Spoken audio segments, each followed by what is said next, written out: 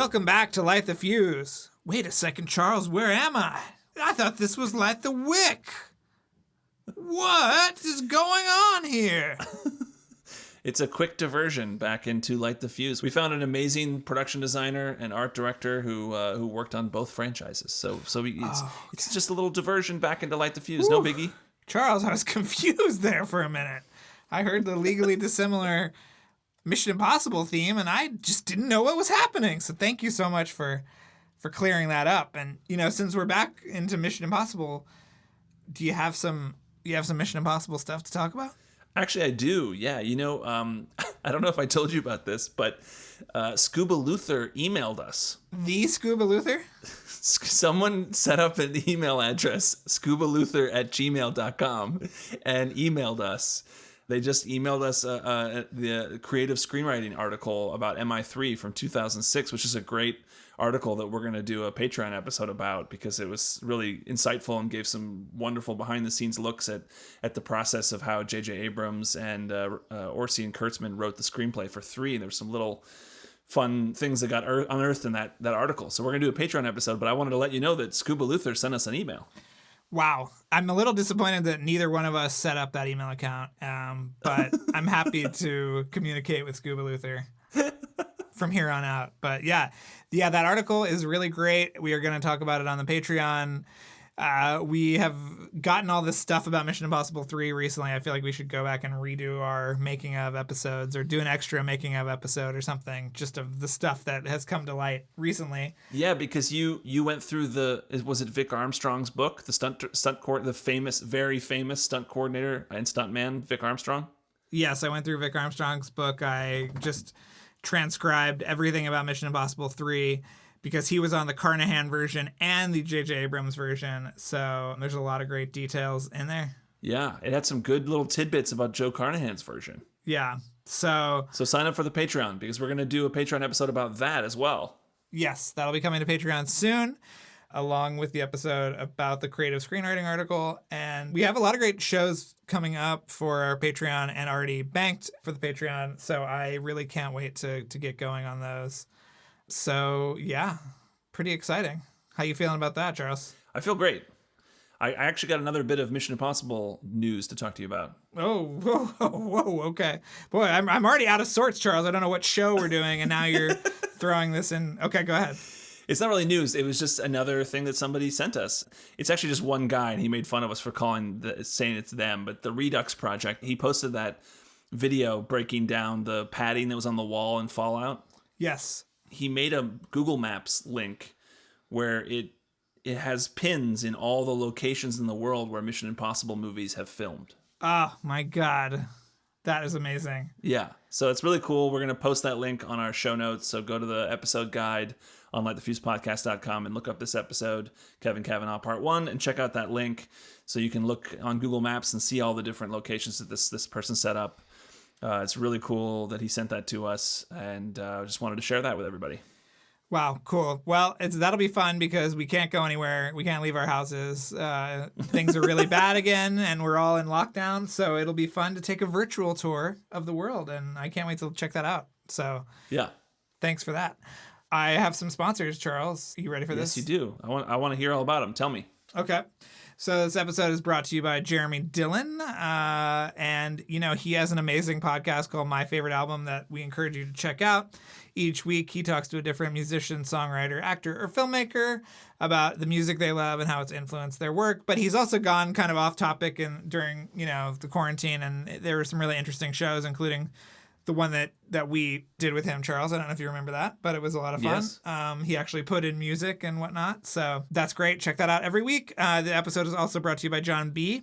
and also Real Estate Interest LLC, commercial real estate advice for growing companies. And somebody brought up that this could be some kind of weird shell company, that it is a spy organization. We haven't confirmed that. What I can confirm is that they can help companies who are just looking to grow or change, and they can help them save money and strategize. They're not simply, real estate brokers. So, well, and I feel like it's not mutually exclusive. Like, they could be both a spy agency, and even though it's a cover for the IMF, they really do the work. Yeah, I like that. I like that. I like that commitment to the. You know, I love a commitment to a bit, Charles. So yeah, I love that. Well, you know, like if Ethan Hunt works there, like Ethan Hunt works at the Virginia Department of Transportation or whatever, like, you know, he takes that seriously too. Like, he can do that really well. Right. Yeah. No, you're right. He knows all about traffic patterns. So yeah, this could be a big ruse, but you know, I hope they're legit. Regardless, give them a call and see what you think. Maybe you can call them and let us know if you think that they are real or not. We'll you know, air your grievances or support in a later episode. But check them out. And I think, is that it, Charles? Are we throwing to the legally actionable interstitial music? Yes, I think so. Give us Kevin Blumenfeld's plot theme, which is clearly a ripoff.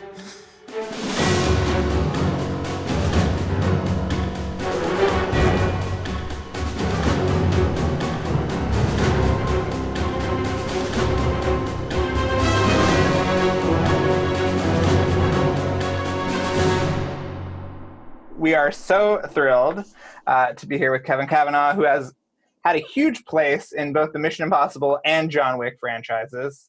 What do you want to talk about first? We're going to kind of split the episode half and half. You want to go Mission first, or you want to go John Wick first? We could start with the Mission Impossible stuff first. I mean, yeah, I kind of had a minor role in the mission. I worked on 2 Mission Impossible movies. You were the art director on 2 Mission Impossible movies, so you did not have a minor role, but thank you for being humble. Yes, you were on Mission Impossible 2 and 3, which I cannot think of 2 entries in the series that are so wildly different.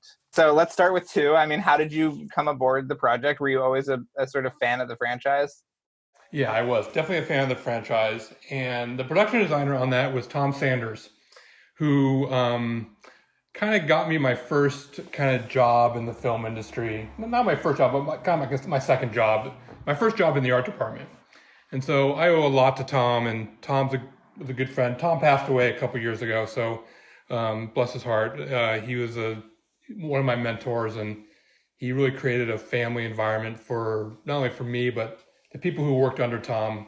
A lot of us have now become kind of production designers, so it's all thanks to Tom. So Tom was the production designer on Mission Impossible 2, so he put me kind of in charge. And kind of how it works is there was a production designer, then the supervising art director, and then there was 2 other art directors, myself and Nathan Crowley, who's Chris Nolan's production designer. Yeah, he didn't do it. He went on to have a terrible career, but yes. Exactly, yeah. So Nathan and I are good friends, and we're all still super close to each other. So so Tom, you know, I worked on 8 movies with Tom, so he was like my mentor. So that's how I got involved with Mission Impossible 2. So were you in Australia for the majority of the shoot? No, what happened was Tom and a couple of guys went to Australia and set up the shop there and shot most of the movie there. Nathan went to Spain and did the Spanish portion. And then I did the Los Angeles portion. We shot a bunch of stuff on stage, and we had some locations. We had about 4 or 5 weeks of shooting, if I remember correctly, 4 or 5 weeks of shooting in Los Angeles.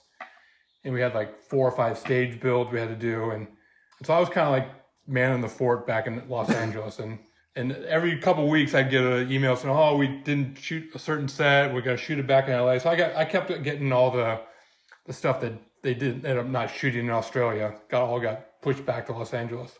So what were those sets? I mean, what were those sequences that you kind of got to oversee? Let's see, they shot part of the kind of the outback kind of where Ethan kind of downloads the mission. It's like some farmhouse out in the outback. The interior of that was shot on a soundstage in Los Angeles. So they shot part of it in Australia, like the exterior, but I had to rebuild the interior, like stuff like that would come up, and they would send me all the drawings, and I'd have to build it. So was the lab set there or here? The lab set I think was in Los Angeles as well, and then we had the interior of a house. I don't know. This was so long ago, I can't remember now, but we had like 6 stages full of stuff. It was like sometimes we just need 2 or 3 walls. It's like, oh yeah, we shot most of the scene, but we need to do, some reaction shots. So. Was this all at Paramount? No, we were in downtown LA at LA Center Studios, which I think was kind of partially owned or financed from Paramount. I don't know if it's still the case now, but Paramount somehow had a lot of dealings with getting that studio built. I think we were the first ones to film on that studio lot. So yeah, Paramount had a lot to do with getting it built, and I think they owned half of it. Wow. So that hideout shanty that they had in Australia that Ethan and Luther were hanging out in, was that a four walls set? And did you have like was it blue screen or green screen outside, or did you have like a backdrop that you created? We had a backdrop. We built the whole inside. It was all completely a big set, and then we even built part of the outside too. Like we took over the whole stage. So you could sit on the outside, like near the front door, near the screen doors, and you could still kind of shoot inside. And it was kind of both inside and outside. And we had a backing that had the scenery. Yeah, and mainly the scene was inside. So you had like some vegetation outside the door and stuff like that. Exactly. Just kind of get people in and out of the doors, and in case you wanted to see through it. Or Charles, did this shanty really make an impression on you? I just like to hear about the filmmaking, how it was done. That's all. Sometimes you don't know. Sometimes you just get I think it was even before emails and everything. You get these drawings sent to you. It's like, well, are we building the whole thing here, or are we just building half of it? And so sometimes you don't hear for a couple of days because they're out in the middle of Australia. And so you just go, well, I guess we're just going to build the whole thing then. So we just started building. So. And the lab set. So was the big shootout? Was that on the set that you built? Yeah, exactly. We had a big shootout set there. We shot, and I'm trying to think what was crazy about that set. It was all pretty straightforward action, working with the stunts, and yeah, I mean, it was just back on the soundstage there. And was it? Did you build it with in mind, knowing that things were going to get blown up and sparks were going to fly everywhere, and there's going to be stuff like that? Yeah, exactly. You build it, and you work with the stunt guys, and you work with the special effects guys, and John, the director, and then Tom's kind of dealing with a lot of the stuff as far as like, where the action is, and it's just really up to the art directors to kind of make it happen. So Tom designs it all, and then we say, all right, well, this wall needs to be blown up, or we're going to take this ceiling piece down, and we're going to, it's just kind of like, as an art director, you're kind of dealing with the nuts and bolts of it, working with the different departments, the stunt departments, the special effects guys, and, and just making sure it happens and everything's ready on time for when the actors and the camera guys show up. So did anything go wrong? I don't think so. I think it was all pretty, from what I remember. I mean, gosh, how long ago was this? This was like... This is 20 years ago. 20 years ago. I think it went pretty smooth. Yeah, I mean, I remember shooting. Yeah, nothing really stood out. I mean, we were pretty well organized, and that whole franchise is super organized. I mean, of course, there are stories about things that happen, but you have the time, you have the resources, especially in Los Angeles, to make sure everything's in place, everything's on time, and yeah, everything went pretty smoothly as far as I remember. Do you have a catering truck? Because I imagine there weren't that many restaurants down in downtown Los Angeles back then. We had a fantastic catering truck. Tom Cruise travels in style. I think it was 4 Stars was the company, and oh my gosh, it was nothing I've ever seen before or since. He really treats the crew great. So yeah, it was amazing. Did he ever bring the In-N-Out truck? Because we've heard that he does that. Yeah, sometimes. Of course. Yeah, it's all that stuff. He just treats. I mean, it's all coming from him too. It's like it's his idea. He's like saying, let's, he treats the crew fantastic. So it's hard to complain. Right. Well, do you have any great stories? Because all of our listeners love Tom Cruise stories of all shapes and sizes. Do you have any great Tom Cruise stories? Not really. I mean, I was kind of thinking about this before we did this, and I was one of those 20. I was kind of I don't want to say a low man on the totem pole, but I didn't really deal with Tom that much. He kind of came and went, and yeah, I didn't really have any really interactions with him. He was just super nice, and he said hi to, he's just generally a kind guy. So, what did you think of his hairstyle? On John Wick 2, not so much. Mission Impossible 2. I'm sorry, Mission Impossible 2. But his hair is kind of John Wickish in that one. They kind of are similar. So, no, Mission Impossible 2. No, I think I like the shorter one better. What was it like working with John Woo? He was fantastic too. Him and Tom got along really, really well. He had some great ideas. I think it was like one of his first kind of Hollywood films. So he's kind of like famous for his, Chinese cinema. And then this was like his big foray into the kind of the big studio system. So I think he was under a lot of pressure to kind of really deliver a fantastic product. And so I think it was a lot of pressure on him, and he's such a kind gentleman. So I think you couldn't even tell that he had any pressure on him. He was just knew what he wanted, knew how to do it, consummate professional. So well, he's notorious for shooting with like, however many cameras. Did that sort of inform the way that you guys were designing sets? Because I imagine having that much coverage means seeing more of the sets. I mean, did that sort of play into how you guys design things? For sure, yeah.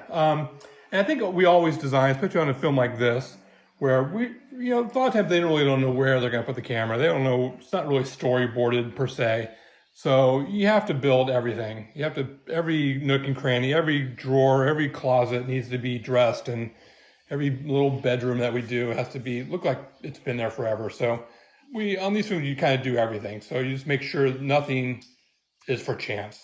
You don't want Tom Cruise to open up a closet door, and there's a set wall back there that's not dressed. So you make sure everything's, all the drawers are filled with stuff, and that's kind of like the mentality you have to have. And luckily for us, we have the resources and the talent and the finances to kind of make sure all that's there. So, yeah. Right.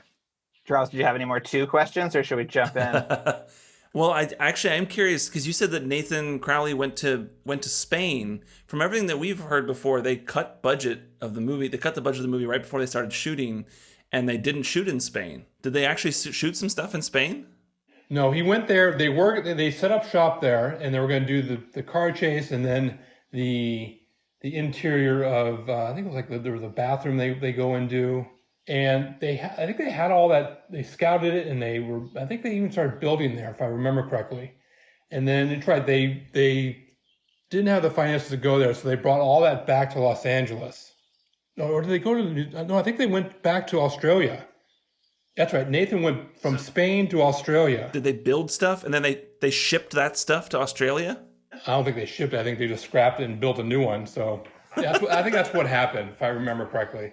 So Nathan was in Spain for weeks and months probably. And then I think he got a phone call saying, hey, we need you to go to Australia. So yeah, he was flying all over the place. So it seemed like it was like a month before shooting. There was a big thing where they like shut him down and they had to like rethink things. And, I think Steve Zahn was originally cast and now he's out of it. Well, then I remember we did the car. There's the big car chase where they spin in circles and they kind of come to the cliff edge. Where was that shot? That was shot in Los Angeles. I did that one. That was one of the sets that came back to LA. So did you help design that rig of the car, or was that more of? Yeah, we were up in Angeles Crest Forest. I remember this, up by Mount Wilson there, and we had a closed, like 2-mile stretch of closed road. And I remember we had to dig a trench. We had to dig up the road like a 4-foot trench, 4 foot deep by like 6 feet wide. So it's like a pretty big trench. Probably a quarter of a mile, maybe not that long, maybe an eighth of a mile long. And we built this giant 360 rig inside the roadway that these 2 cars would sit on and spin around and, do this whole chasing and come right to the cliff edge without, going over. So that was pretty crazy. Was that rig being pushed or powered by another car? I mean, what was driving this mechanism? I think it was powered by cable. So we had another car going the opposite direction, like a truck that you couldn't see on camera, going the opposite direction, which created the cars to go one way. So it's like some sort of cable rig that if you go one way, the force goes the other way. So I think that's insane. And it was pretty insane. At the time, I was like, you guys, it was like, at the time, I was like, oh, what you guys want me to do? Dig up a trench on a road? And it like became like this huge deal. And to me, it sounded a pretty simple stunt, but it ended up being a little crazy. Wow. Yeah. Anyway, so that was, if I remember correctly, that's what happened with that one. Was there any other set like from Australia, like that distinct house that I think Tom Sanders designed along the water? Like, was the inside of that house shot in Los Angeles? Yeah, we shot the inside of that in Los Angeles. That was the house with all the stone. I remember we was like cut marble stone throughout the whole thing, walls, ceiling, floors.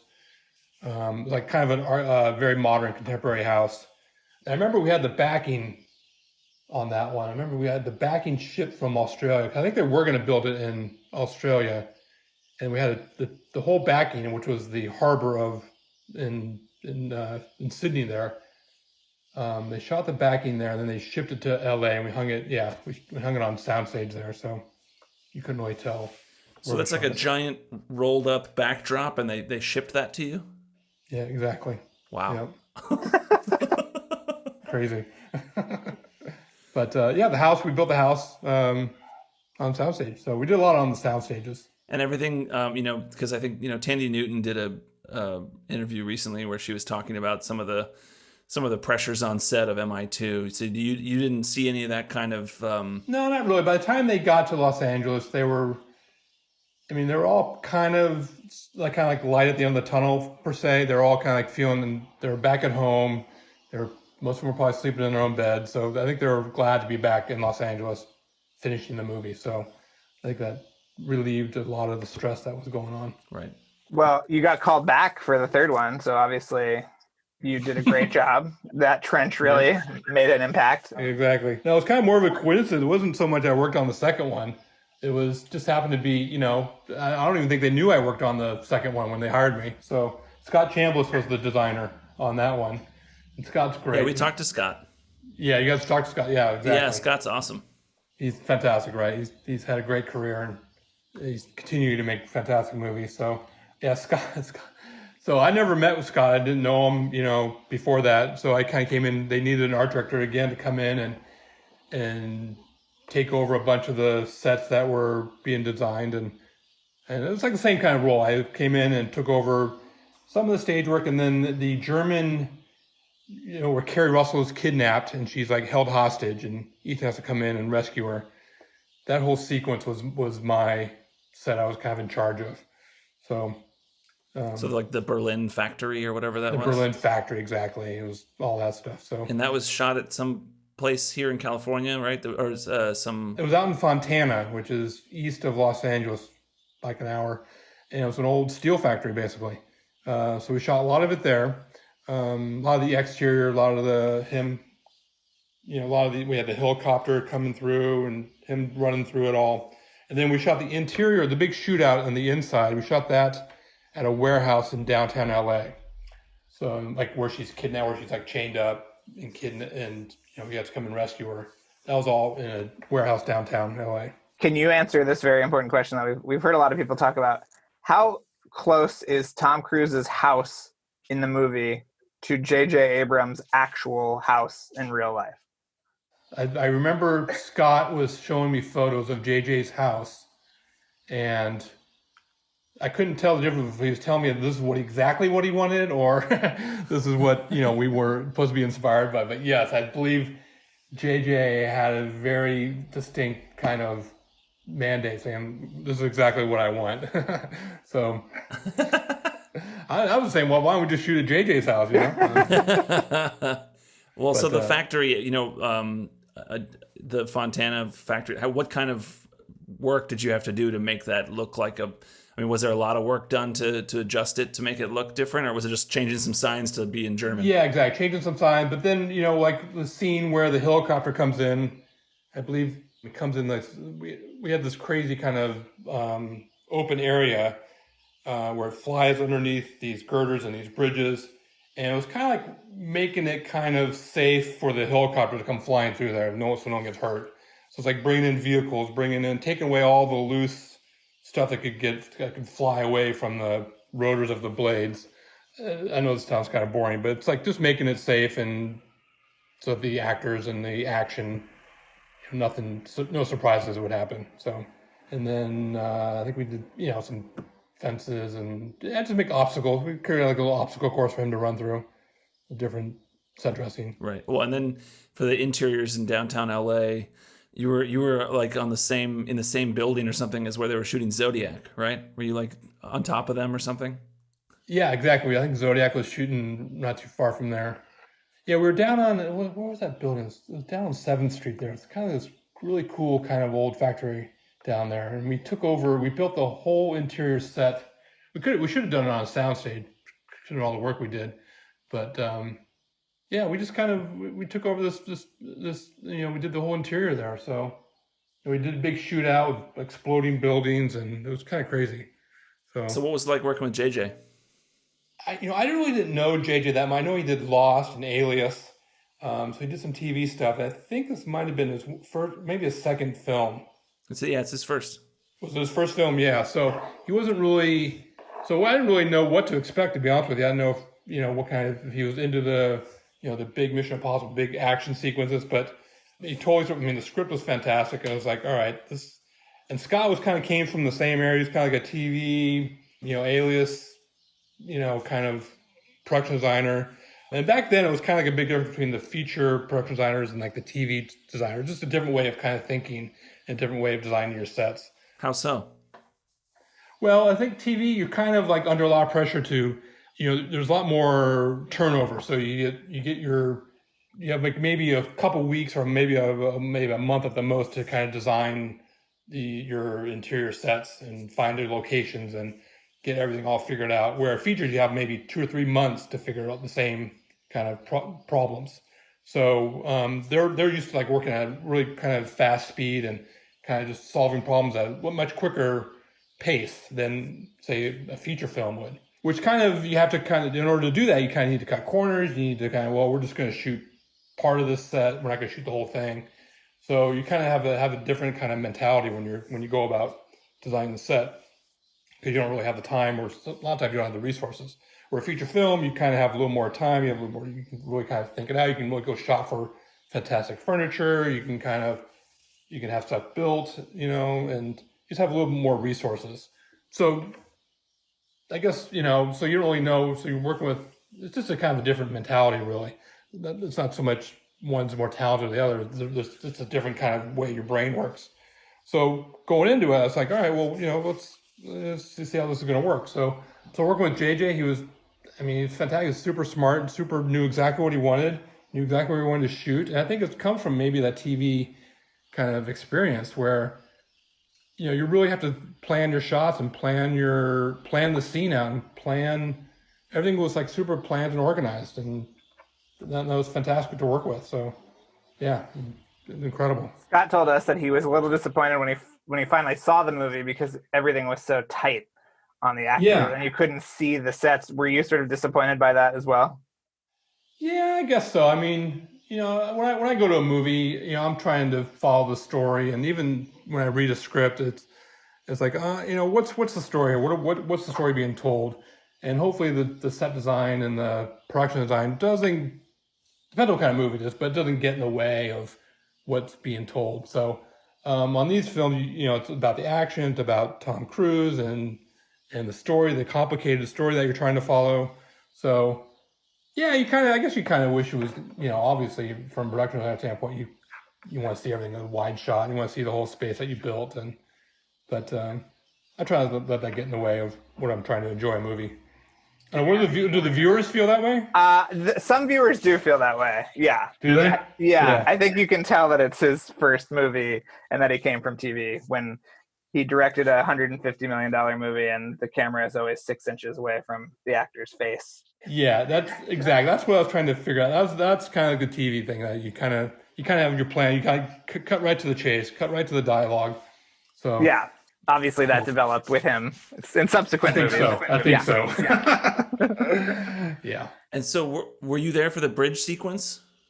Yeah, I was definitely there for when we blow that big hole in the road. Yeah. Is that in Calabasas? In Calabasas, yeah. Sean Hayworth was the art director on that one, and Sean's now become a big production designer as well.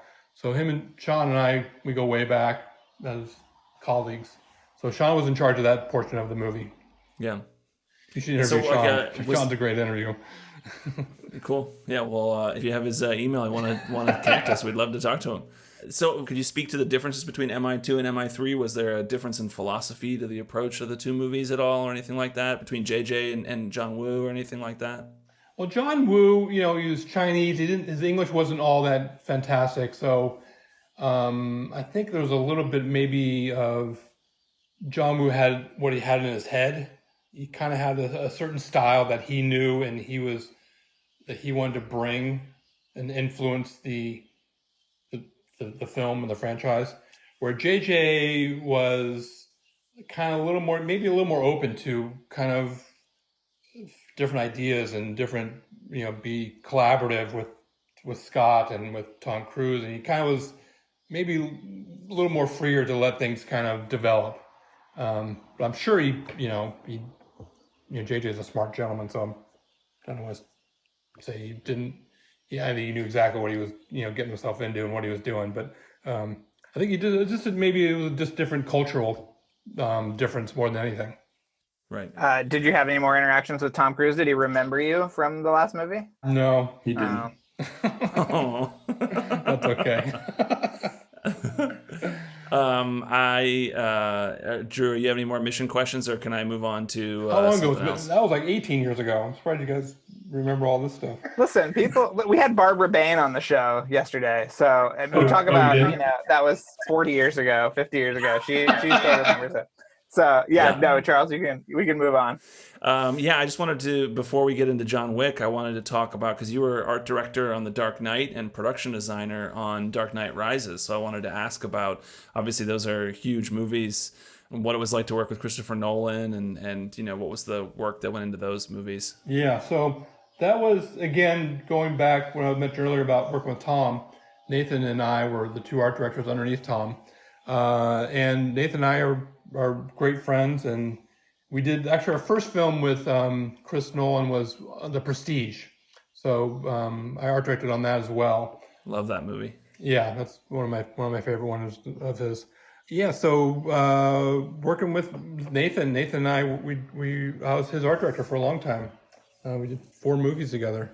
So, and then I eventually, what happened with Nathan was we were prepping Dark Knight Rises, and then Nathan, about halfway through prep, Nathan needed to have an operation that he's been planning, and he couldn't wait till after the film. He was going to have the operation after the film, but his doctor said no, he should probably have it before the film so it doesn't cause any stress or whatever. And so Nathan said, hey, Kevin, you need to take over. So I walked into Chris's office, and I pretty much had to sell my case to Chris to put me in charge there. So it was kind of a strange and surreal kind of moment. I had to convince Chris Nolan that, hey, look, I can handle this. It was kind of one of my first production design jobs too, so it's pretty interesting. So and Chris was That movie is fucking huge. I mean, I know, right? So, but luckily, it was like my art, because I was a supervisor art director. So it was my art department. So I kind of knew everybody. Everybody kind of worked for me. They were all kind of my family. So it wasn't like I was coming into a film that I didn't know anybody. So I knew everybody. Chris knew me, and Emma, of course, knew me very well. So it was kind of an easy decision for them to kind of instead of bringing in another production designer who's going to kind of is not part of the family, let's say. So it was easy for me to kind of step in there and take over. You say, Kevin, tell me what your take on the matter will be. That's sort of how I envision him, kind of like. Well, exactly. Scott, I didn't know what to, I didn't know if Chris was going to be okay with it. So it was funny, as soon as I walked out of the room, I walked back to the art department, and Nathan was there. He goes, how'd it go, And I go, well, I don't know, Nat. I think he's okay with it. But I go, who knows, right? And I was about ready to leave. I go, all right, well, just call me, if you hear anything. And literally by the time I was said those words, the phone rang. It was Chris calling down the hall from Nathan saying, all right, Kevin's in, no problem. Let's make this happen. So. Oh, that's great. Well, yeah, I have a very weird question to ask. Okay. And you're going to get an email from me at some point when I do my oral history of John Carter. But you were supervising some of the reshoots in Los Angeles. And if you read the New Yorker profile of Stanton, it sounds like they shot this movie at least 2 times. Did you get a sense of where they were in that sort of continuum when you were doing the Los Angeles stuff? Well, it's kind of funny. That I feel like I worked on, because I worked on both. I worked on the first. Let's see, how do I describe this? Nathan and myself were working up in San Francisco at Pixar for probably about 4 months. on prepping that movie. We had illustrators, we were building models. This is before we started shooting, or they started shooting. And we had a big art department. We were designing the whole movie. And I was part of it. I was going to do the whole movie. And then it went down. Like they said, all right, we're going to rethink the script. We're going to, I remember now. Nathan and I were scouting Death Valley. This is how I remember this.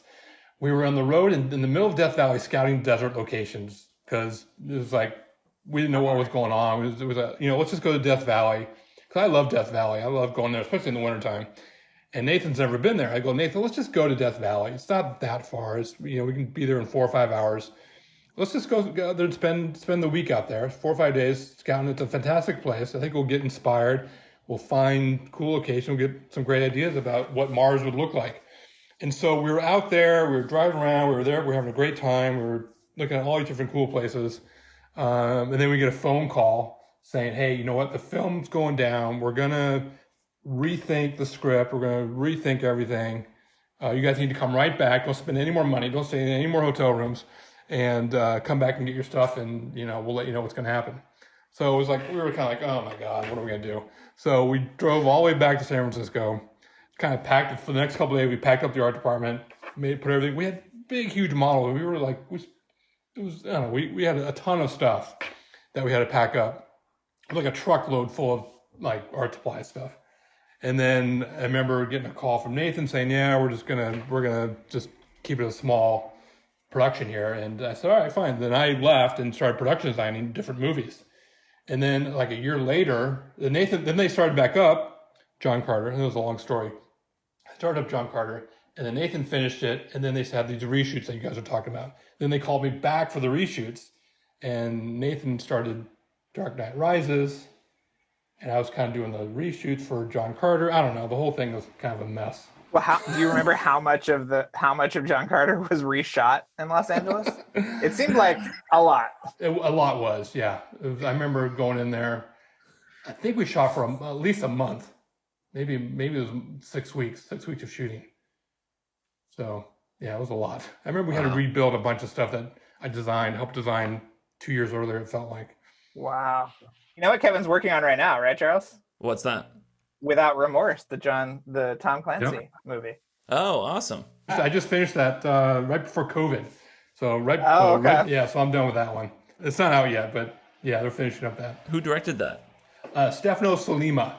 I did Sicario, The Day of the Soldado with him a couple years ago. Oh, okay. Right. So, Italian director. Yeah. Wait, so before we get into John Wick, I wanted to go back quickly and just ask you what was the biggest challenge from the Dark Knight movies? Because I imagine there were a lot. Yeah. A lot of challenges. I think our budget on Dark Knight Rises was like $18 million just in construction. And most films don't even have an $18 million construction or budget in general. So, I mean, I know it sounds like, oh, you have $18 million, but you have to design $18 million worth of scenery, which is probably the biggest challenge as far as like trying to like the overwhelming volume of scenery and sets and choices that need to be designed and approved and, shown to Chris. Was probably the biggest challenge, is just getting all that information in front of Chris when he's trying to direct a huge film and getting him to kind of, say, all right, this is what we want to do. And so it's kind of like the dealings with, all this, the mass volumes of sets was probably the biggest challenge.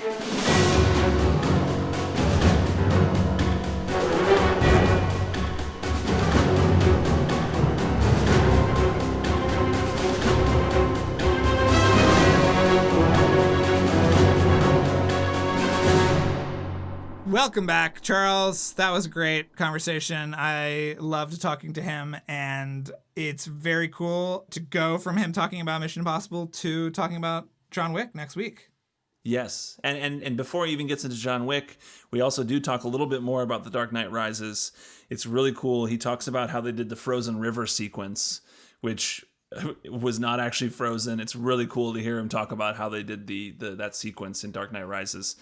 So come back next week to hear about that. And then, of course, also we will get into the John Wick movies. So you will want to hear all of that as well. Yes, and obviously we plugged this at the beginning of the episode. I'm going to plug it again, Charles. I'm shameless. Go sign up for our Patreon. I cannot tell you how much fun it is over there. We have lively discussions. We have monthly Skype calls. If you are a certain tier of subscriber, we have commentaries, extra episodes every single week. And it's just a lot of fun. So please join our Patreon. It is great. Patreon.com/LightTheFuse. Also buy a t-shirt from TeePublic. We have got some great new designs on there for Scuba Luther and a great holiday shirt that you can just purchase. Bank it for next Christmas. And and like, subscribe, rate, and review wherever you're listening. That helps us out a lot. Tell people about the show. Just keep the word up. And we'll be back next week with John Wick, and we have a lot of great stuff planned for this year. So definitely stick around. It's going to be a lot of fun. Yes, and one last thing before you go, I just want to give a very special thank you to Jacob Ballard and to Eddie Santos. So thank you guys so much for helping us. And of course, I want to credit our intern, Abby Smith, and our editor and mixer, Luke Burson. So thank you so much, and hopefully you'll all be back next week.